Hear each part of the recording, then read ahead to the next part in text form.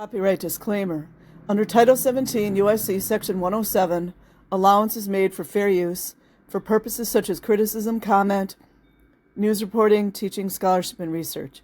Fair use is permitted by copyright statute that might otherwise be infringing nonprofit, educational, or personal use. Tips the balance in favor of fair use. Okay, you guys. This is from watchman.org. Scientology, A History of Terror and Abuse by Craig Branch. Comments from the May 6, 1991 cover story of Time magazine, The Cult of Greed, described Scientology as a hugely profitable global racket that survives by intimidating members and critics in a mafia-like manner, people that ask questions. Scientology is quite likely the most ruthless, the most classically terroristic, the most litigious, and the most lucrative cult the country has ever seen. Pages 32 to 33. In the same timepiece, Vicky Asnaran, formerly one of Scientology's 6 key leaders, prestigious executive, is quoted saying, "This is a criminal organization day in and day out." Page 33. Time magazine was unsuccessfully sued by Scientology over the quite revealing story. The judge, after extensive review and many pleadings, threw out their case against Time. As noted above, Scientology has been called a terroristic criminal cult. Much evidence exists to demonstrate the validity of these changes made against Scientology. There are immutable internal policy letters or scriptures of Scientology policies. There are numerous civil and criminal convictions of the church itself and various leaders and members in the United States and other nations. All the above combined with testimonials of many people abused by Scientology to establish a history of institutionalized harassment and suppression of its critics. These charges are best summarized by 2 men who incurred the wrath of Scientology after daring to expose it.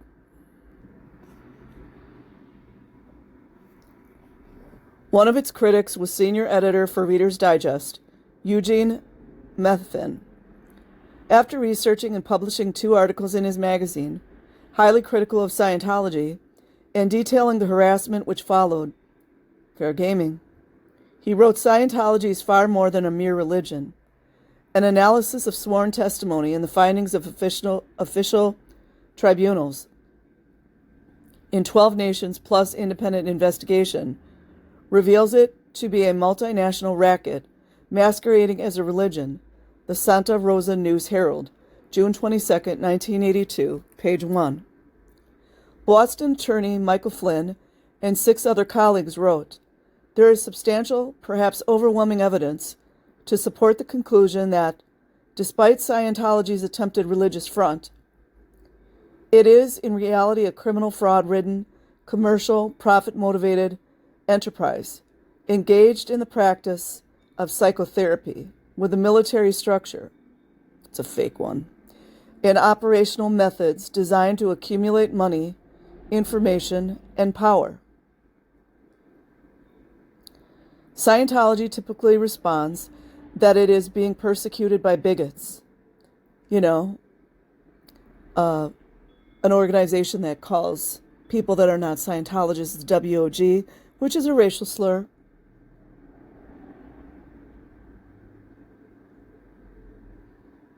Calls disabled people degraded.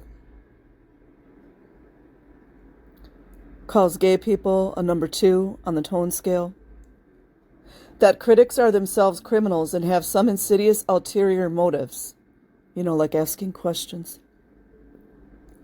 Indeed, there has been sustained turbulence surrounding Scientology, but it is largely self-induced, perpetuated and driven by the policies and practices of Scientology itself.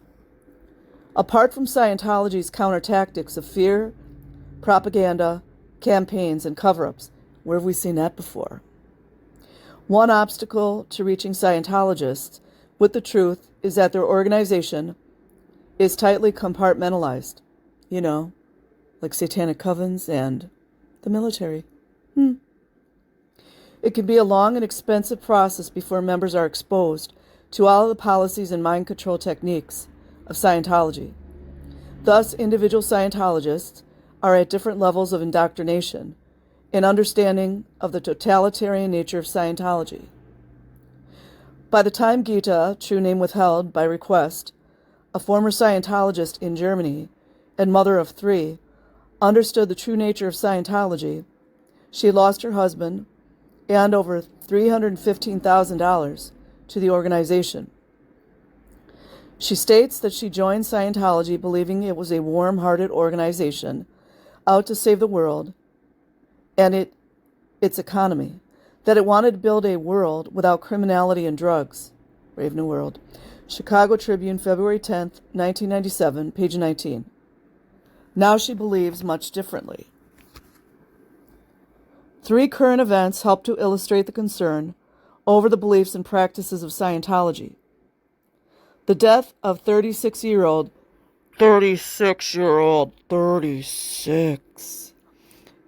Lisa McPherson, while in the care of fellow Scientologists at the Clearwater headquarters, has led to an ongoing investigation by Clearwater police, and has been the focus of numerous stories in the Tampa Tribune, St. Petersburg Times, all mass media, the New York Times, local media, NBC Nightly News, and episodes on Inside Edition. There is a history of conflict between Scientology and the governments of several European countries, like Greece is one of them. Europe is more conservative than America concerning its understanding of freedom of religion and more common sense. Governments and courts are more willing to scrutinize and restrict groups that identify themselves as religions, yet have a history of abuse or subterfuge. In Germany, which is understandably sensitive to totalitarian, anti-democratic organizations and movements because of its recent past, Nazism and communist East Germany, Scientology is viewed by many as an actual and potentially serious threat to the state.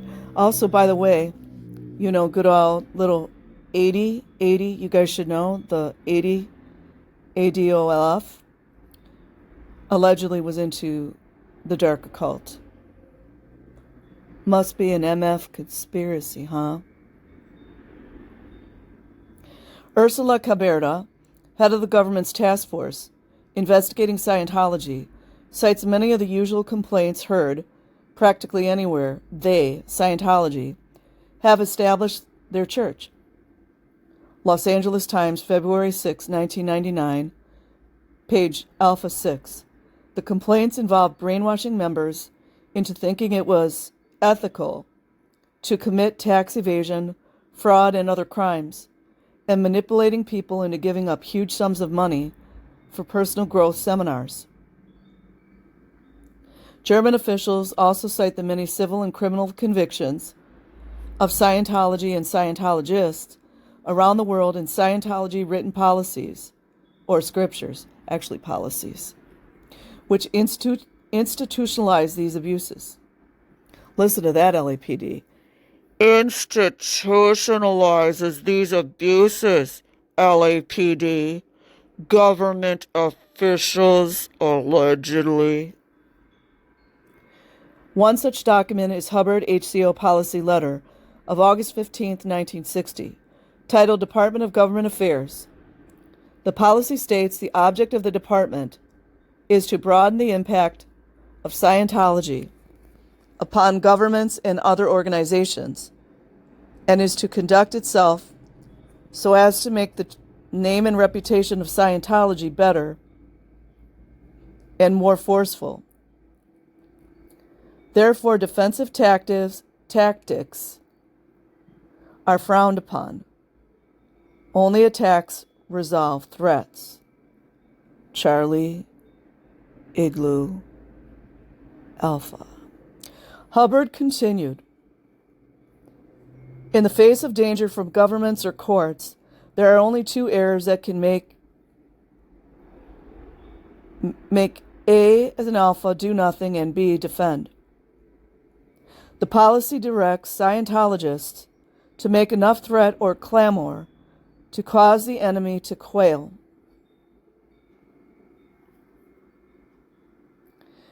Make every attack by us, also self-Scientology, win. If attacked on some vulnerable point by anyone or anything or any organization, always find or manufacture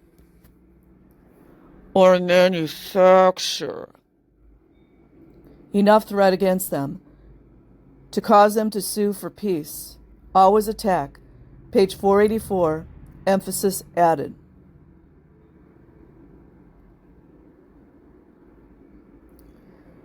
The policy includes a totalitarian statement that should cause any government concern.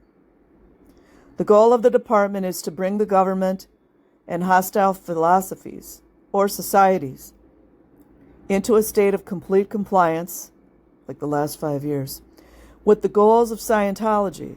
This is done by high-level ability to control, to overwhelm, that's MKUltra, introvert such agencies, control such agencies. Scientology is the only game on earth where everybody wins, at a cost.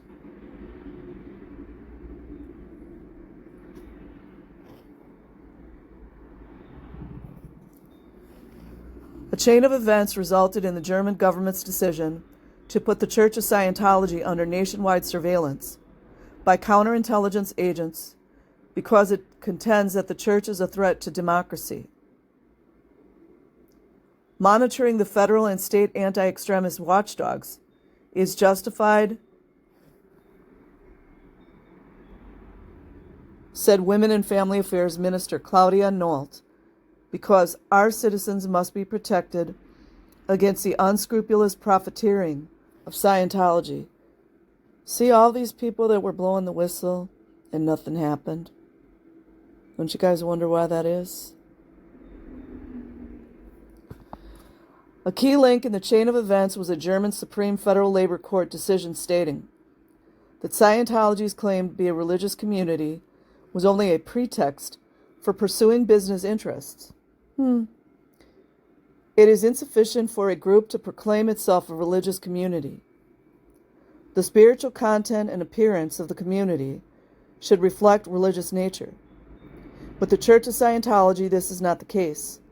In reality, it is engaged in trade, heavily commercialized. AP report, March 22nd, 1995.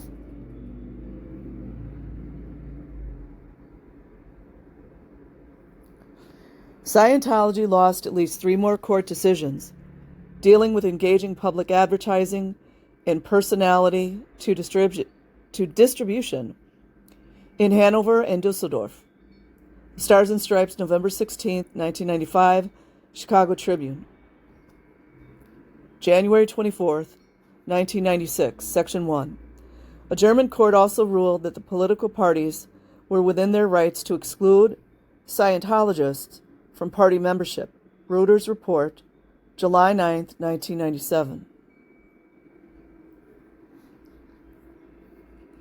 Scientology celebrities John Travolta and Tom Cruise and others were used to send a highly publicized celebrity letter from the U.S. entertainment industry. You guys know who controls entertainment, right?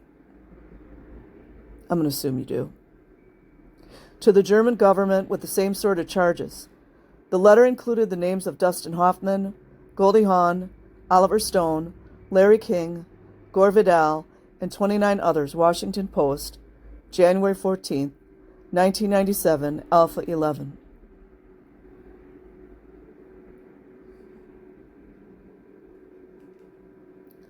Scientology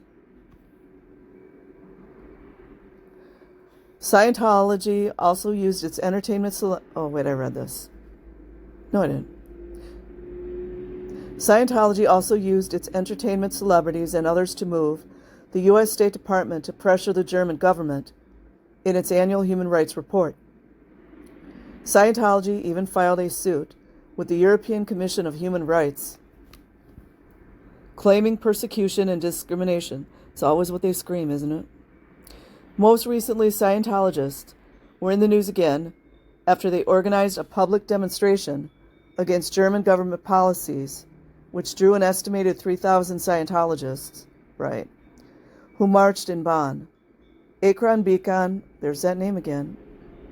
Journal, October 28, 1997. Most of their efforts have backfired. The European Commission on Human Rights threw out the discrimination case. Their comparisons of the treatment of Scientologists with the Jewish Holocaust drew angry and loud protests from Jews in the U.S. and Germany. They still do this, by the way. While Secretary of State Madeleine Albright and the State Department rightly did issue a mild rebuke to the German government for its actions against some individual members of Scientology, there's that word again, individual, they also issued a strong denunciation of Scientology's ads, calling them historically inaccurate and totally distasteful. AP report, February 17, 1997.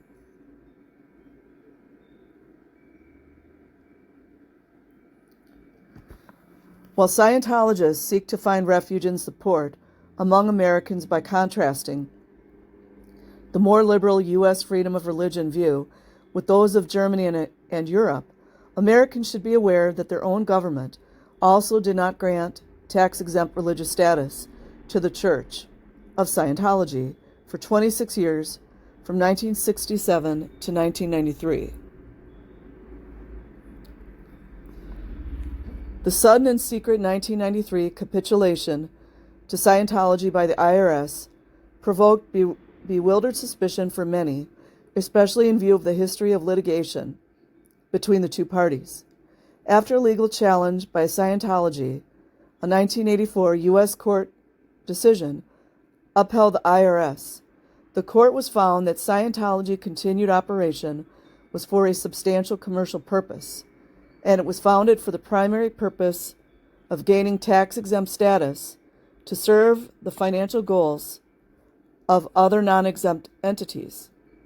It thus ruled that the Church of Scientology was not to be allowed tax exemption. Wall Street Journal, March 25, 1997. Alpha 18, case number 581-88, T as in Tom. Church of Spiritual Technology versus the United States.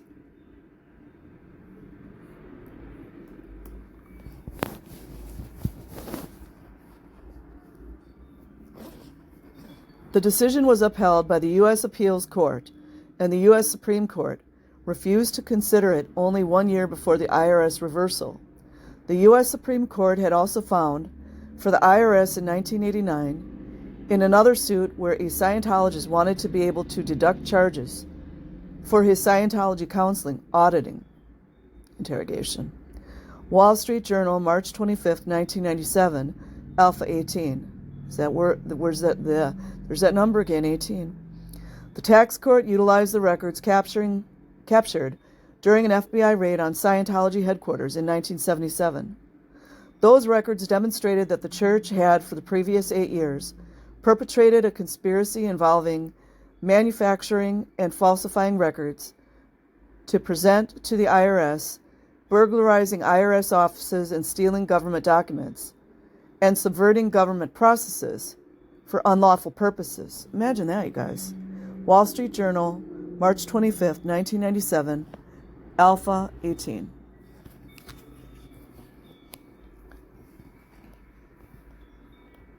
In the same raid, the FBI procured much documentation which revealed the covert, criminal, and terroristic nature of Scientology, particularly in the operation of its Guardian Office, now renamed the Office of Special Affairs. This was a special arm of Scientology which carried out Hubbard's watchdog and preservation policies. It was directed by none other than Hubbard's wife, Mary Sue. The raid uncovered numerous plots and covert activities designed to intimidate and silence, by one means or another, any opposition to the advance of Scientology. Wasn't Rinder like top in charge over there at some point?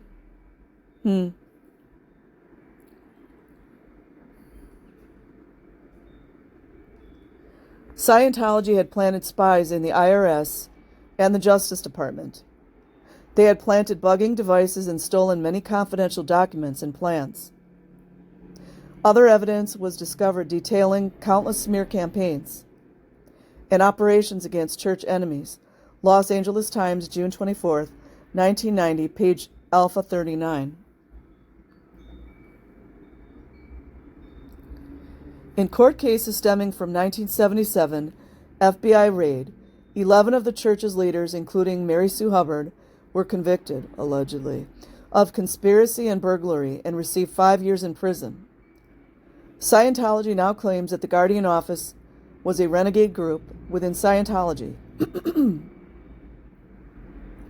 People were acting on their own against standard policy. See what they always do?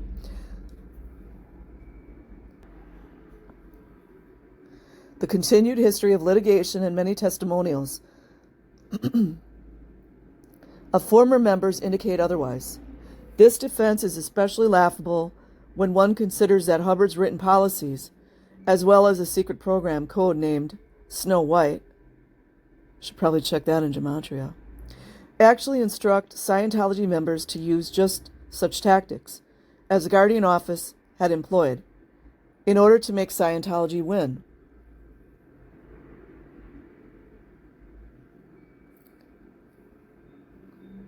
Hold on.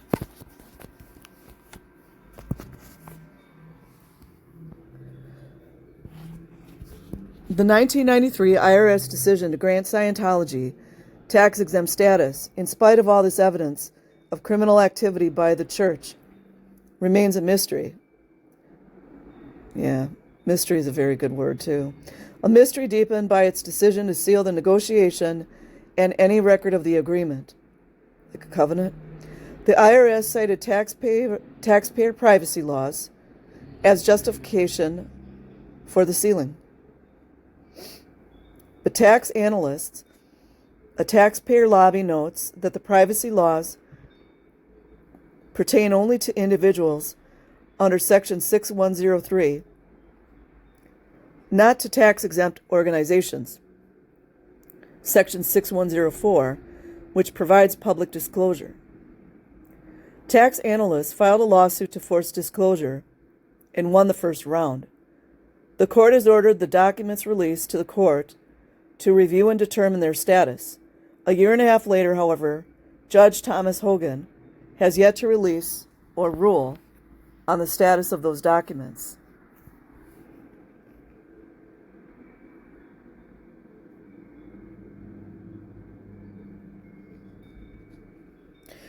Through the legal discovery process, tax analysts have surfaced some amazing information.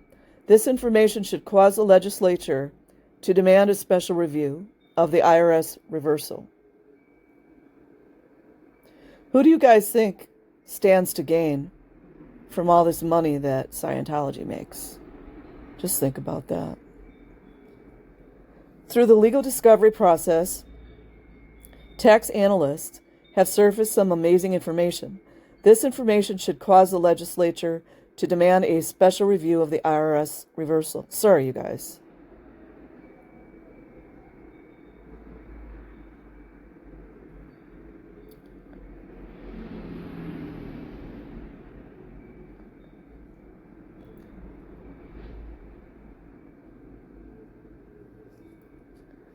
Consistent with its official policy of intimidation, fair game, which is unlawful, Scientology had over 100 costly lawsuits in progress against the IRS. Supposedly most of these were actions by individuals, but they were all dropped after the IRS-Scientology agreement. Also consistent with Scientology policy and tactics, Scientology's lawyers hired private investigators to dig into the private lives of IRS officials. Isn't there a law somewhere that you're not supposed to intimidate government officials? I mean, if you work for a government agency, wouldn't that be considered that, you guys? and to conduct surveillance operations to uncover potential vulnerabilities. Scientology took out many large ads in USA Today and distributed thousands of its own magazine Freedom ruthlessly, attacking the IRS, comparing it with the KGB and Nazism. Wouldn't that be considered anti-government? Or you guys know what's up, right? Then, according to Scientology leader David Miscavige, he and fellow Scientologist Marty Rathburn, just dropped in at the IRS headquarters with no appointment and were allowed to see the head of the IRS commissioner, Fred Goldberg. Goldberg. After that meeting, Mr. Goldberg created a special committee to negotiate a settlement with Scientology outside normal agency procedures. March 9th, 1997, pages 1 and 20. Later, Miscavige, addressing 10,000 cheering Scientologists, allegedly, at their victory celebration in Los Angeles, where the kids were in the audience too, bragged about their incursion into the IRS and smugly recalled that while he and Rathburn were taking a break from a Washington court, they set out to create a little mischief with the IRS. Notice they don't say what they did, right? Miscavige said that he told the IRS building security that he didn't have an appointment, but if Goldberg was informed they were from the Church of Scientology, then I'm sure he'd love to see us. Apparently, I was right. We did see the commissioner, and the rest is history.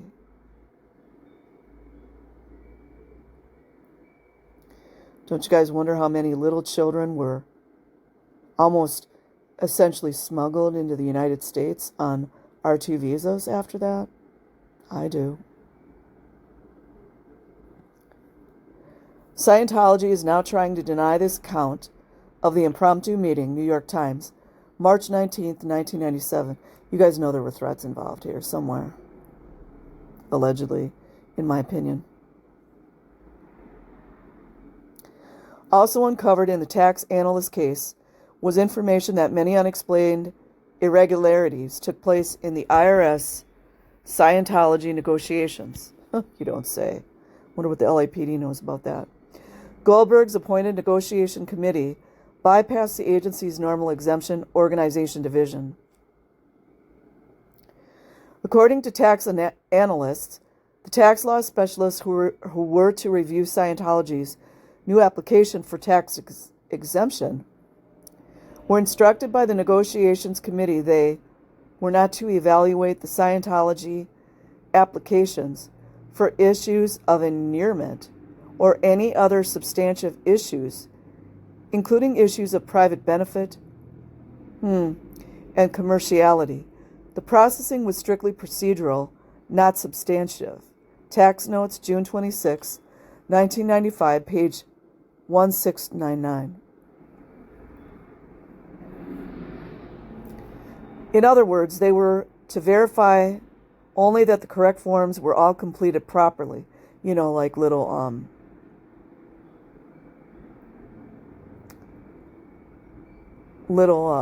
hamsters in a cage, right? They were not to evaluate whether the information submitted on the forms actually qualified Scientology to tax exemption as a religious organization under Section 501c(3) of the Internal Revenue Code. It appears that decision had already been made by the negotiating committee before the final forms were ever submitted.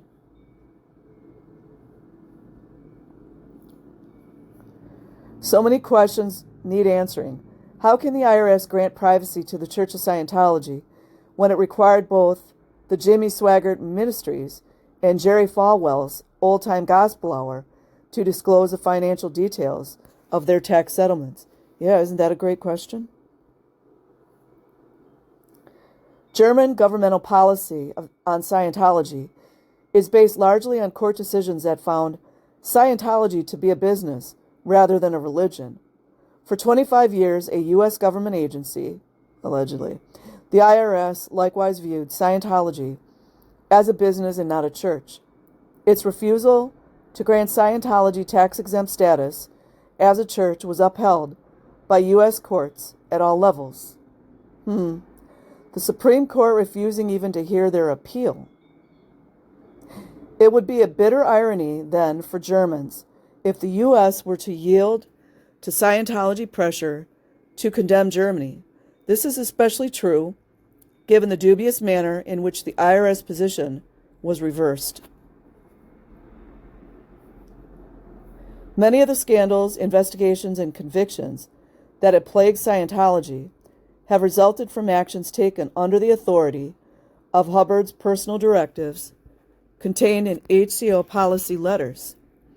These are regarded as scripture. Isn't that funny? By Scientology. L. Ron Hubbard, founder of Dianetics and Scientology, page 1, allegedly.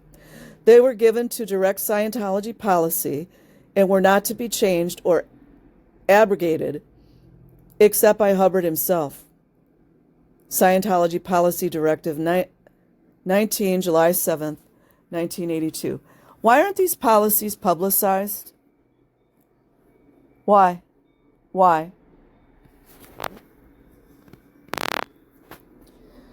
In addition to the Department of Government Affairs policy described earlier, Scientology has a policy defining an enemy or critic of the church, you asking questions, as a suppressive person or SP. Hubbard wrote, a suppressive person or group is one that actively seeks to suppress or damage Scientology or a Scientologist by suppressive acts. A suppressive person or group becomes fair game. HCO Policy Letter, December 23, 1965. I just thought of something.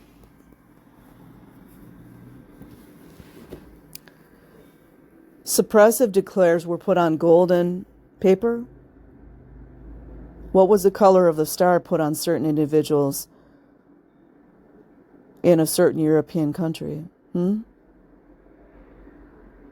guys ever hear of color magic?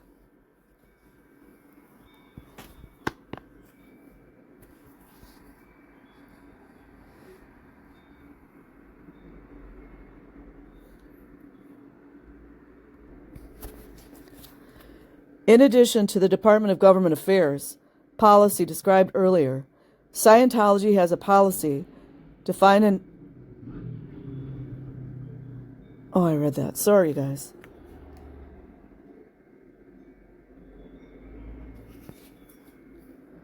As noted earlier, Scientology's official position on documented abuse of its perceived enemies is that the abuse was carried on by individual Scientologists acting without authorization. This is pure subterfuge. Scientology's official policies regarding so-called suppressive acts, persons, SPs, in organizations, and its fair game policy authorize the abuses of which Scientologists have been convicted. According to the fair game policy, anyone so regarded may be deprived of property or injured by any means.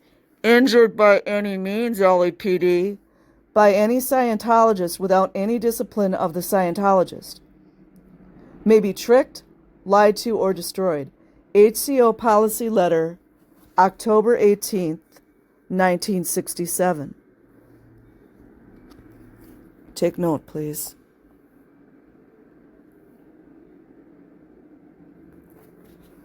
When the fair game policy became public, it caused and is causing many problems for Scientology.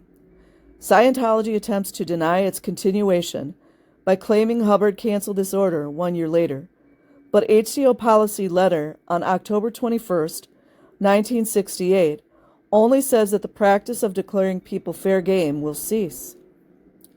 It causes bad public relations, emphasis added. It specifically does not cancel any policy on the treatment or handling of an SP.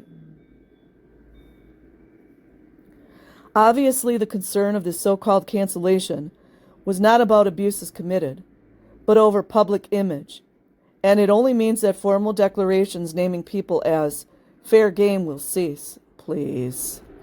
However, one may still be condemned as a suppressive person, and as all suppressive persons are, ipso facto, fair game, like cops, no formal statement of their being fair game is needed.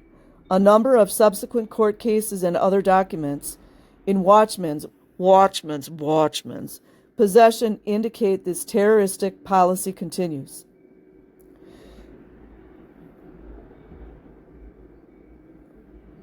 In the HCO Bulletin of August 27, 1987, Scientology reprinted an earlier Hubbard article, which dealt with critics of Scientology, people who ask questions. In typical totalistic language, Hubbard wrote, "We do more good in any 10 minutes than the combined efforts of all social ministries on earth to better mankind." Narcissism, anyone? It is totally hopeless and fatal not to be a Scientologist. Isn't that funny how you never came back, though, did you, Hubbard?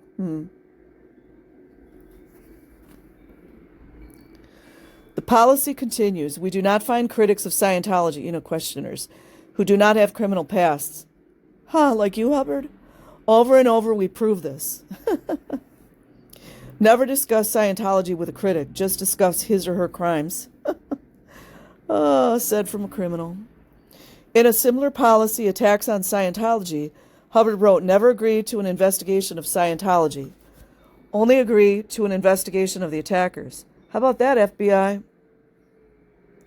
Start feeding lurid blood sex crime. You guys know that's part of an occult ritual, right? What do I know, right? Blood sex crime, actual evidence on the attacks to the press. Make it rough on attackers all the way. HCO Policy Letter, February 25th, 1966. The Washington Post printed a story, Scientology Fiction, The Church's War Against Its Critics, Questioners, and Truth. In it they quoted several other Scientology governing policy directives, such as harass these persons in any possible way. They are declared enemies of mankind, the planet, and all life. They are fair game according to a 1968 ethics order on SPs. Never treat a war like a skirmish. Treat all skirmishes like wars. December 25th, 1994, Charlie 1-4. Destructive mind control groups vary in the scope and intensity of their attempts to control. Scientology is totalistic and goes all out. In every bound Scientology technical bulletin volume is found printed the order Keeping Scientology Working. And that's also the thought-stopping cliches inside your own mind or whomever's in these cults.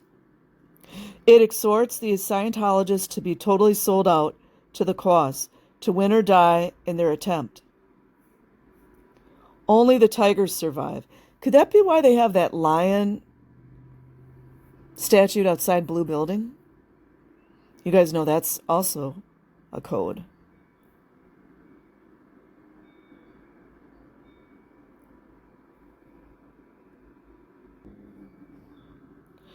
In the same order, Hubbard presses, the whole agonized future of this planet, every man, woman, and child on it. Oh, now we got children, right? And your own destiny for the next endless trillions of years depend on what you do here and now in Scientology. This is a deadly serious activity. This type of fanaticism produces an end justifies the means mindset. It feeds a we versus you. Same thing in Islam and other Christian groups. And a dispensing of existence. Mentality, which are key components in the classic mind control model of occult indoctrination. Consider some of Hubbard's requirements in the Code of Honor to Scientologists, the one I just read. Never withdraw an allegiance once granted, like a lodge. Never fear to hurt another in a just cause, Listen to that, LAPD. Never fear to hurt another in a just cause. Isn't that unlawful? The creator of Human Ability, a handbook for Scientologists, pages 4 and 5. Hubbard even wrote a training routine that, in typical cult fashion, justified lying to those who would impede Scientology. Imagine the government officials going along with this, right? He called lying to outflow negative data effectively. Intelligence Specialist Training Routine, TRL. Let me say that again for the ones in the back, like Serge says. Intelligence Specialist Training Routine. You know, Hubbard worked allegedly in intelligence, right? Scientology denigrates non-Scientologists as WOGs, or raw meat, a racial slur.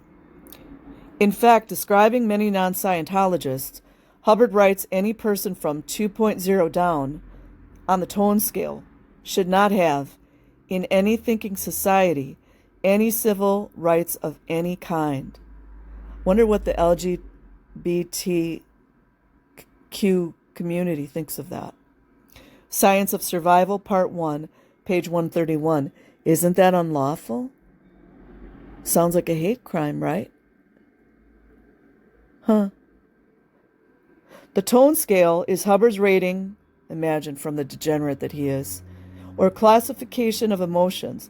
Hubbard assigned level 2.0 to antagonism. Emotions rated still lower include, but are not limited to pain, 1.8. And imagine they're all inducing this to everyone. Anxiety, 1.02. Sympathy, 0.9. Palpitation, 0.8. Grief, 0.5. Turn off your emotions, in other words. Making amends, 0.375. What is Scientology? Page 150. FBI, in case you want to take a note or something. Hubbard, who Scientologists repeatedly assure was mankind's greatest friend, e.g. L. Ron Hubbard, a profile, page 100, would deny any civil rights of any kind. Isn't that against the law? To persons experiencing the emotions named above. Watchman. Fellowship has experienced some of Scientology's harassing tactics, but we will not be deterred from exercising our freedom of speech. Our freedom of speech, troll. And religious practice. Scripture requires us to expose the unfruitful works of darkness.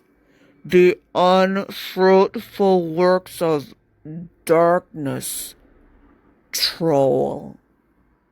Ephesians 5:11 through 13. Scientology continues to add its legacy of abuse through the implementation of its policies. I will put a link in the description box. Peace.